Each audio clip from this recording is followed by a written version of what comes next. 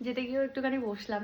আজকে অনেক দিন পর একটুখানি রেডি হয়েছি, তো রেডি হওয়ার সাথে সাথে আমি মানে মনটাও যেমনি ভালো লাগে একটু সাজুগুজু করলে, তেমনি পুরানো অনেক অনেক কথা যেটা মনে পড়ে যায়। সেটা হচ্ছে ছোটোবেলায় যখন বিয়েবাড়ি যেতাম সবাই মিলে, মানে বাড়ি থেকে ফ্যামিলির কারোর বিয়ে বা বাড়ি থেকে কোনো বিয়ে বাড়ি যেতাম, আর আমি বরাবরই না একটুখানি সাজুগুজু করতে ভালোবাসি, একটু গয়নাগাটি, একটু সাজুগুজু, মানে এই ধরনের শাড়ি পরলে গোল্ডের গয়না, মানে গোল্ডের মানে গোল্ডেন গয়না আর কি। আর এমনি অন্যরকম শাড়ি পরলে অক্সিডাইজ জুয়েলারি, মানে আমি খুব ম্যাচিং করে করে পরতে ভালোবাসি। অতটা হয়তো আমি মানে ম্যাচিং করে উঠতে পারি না, কিন্তু আমি পরতে খুব ভালোবাসি, মানে একটু স্টাইলিশভাবে সাজগোজ, ওই যে শাড়ি বেঁধে পরা, ওগুলো খুব ভালোবাসতাম। এখনও বাসি, কিন্তু এখন যেহেতু মোটা হয়ে গেছে ওইভাবে পরলে আর সেরকমভাবে মানায় না, বা আমি ক্যারিও করতে পারি না। অনেক সময় হয় না যে অনেককেই হয়তো অনেক কিছু মানাচ্ছে না, বা মোটা রোগার ব্যাপারটাই আসে না সে ক্যারি করে নিতে পারলে, কিন্তু আমি না অতটা ভালো ক্যারি করতে পারি না। আমার কারণ আমার মধ্যে চলে যে আমি মোটা হয়ে গেছি, মোটা হয়ে গেছি, এটা আমাকে ভালো লাগছে না, এটা আমাকে ভালো লাগছে না। আর যখনই এরকমটা মনে হয় তখনই মানে জামা কাপড় ক্যারি করতে একটুখানি প্রবলেম হয়, তো ওই জন্য আমি ওগুলো আর সেরকম পরি না।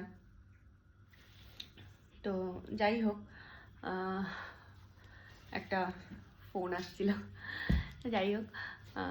তো তখন মনে পড়ে, তো আজকে যখন আমি সাজুগুজু করছিলাম তখন মনে পড়ছিল যে যখন সাজগোজ করে যেতাম, আমার বাবু খালি তাড়া দিত, হয়েছে হয়েছে হয়েছে হয়েছে, খালি মানে তাড়া লাগাতো, আর উনি এসে তাড়াহুড়ো করে একটুখানি জামা কাপড় পরে ছেলেদের যেটা হয় পরে নিত। তো ওটাই মনে পড়ছিল আর কি। আর সাজগোজ করে যখন আমরা যেতাম খুব ভাল লাগতো, সবাই একসাথে যেতাম। আর বিয়ে বাড়ি গিয়ে না আমার বাবু প্রচণ্ড মানে সুগার ছিল তো, আর মিষ্টি খেতে খুব ভালোবাসতো। তো খালি মিষ্টি, আমি বলতাম যে মিষ্টি খাবে না, আরও বোন বা যে থাকতো বলতো যে মিষ্টি এত খেও না, বা যে দিত সেও বলতো যে সেজদা তোমার সুগার আছে, এত মিষ্টি খেও না, কিন্তু শুনতো না, খেত। আর সুগারের রুগীদের যেরকম হয় আর কি, যে একটু মিষ্টির দিকে ঝোঁক থাকে। তো ওইগুলোই মনে পড়ছিল।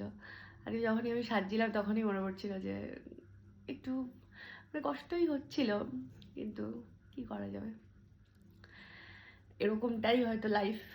সারা লাইফে সবাই সবসময় আমাদের সাথে থাকবে না, তাদের স্মৃতিগুলো নিয়েই থাকতে হবে,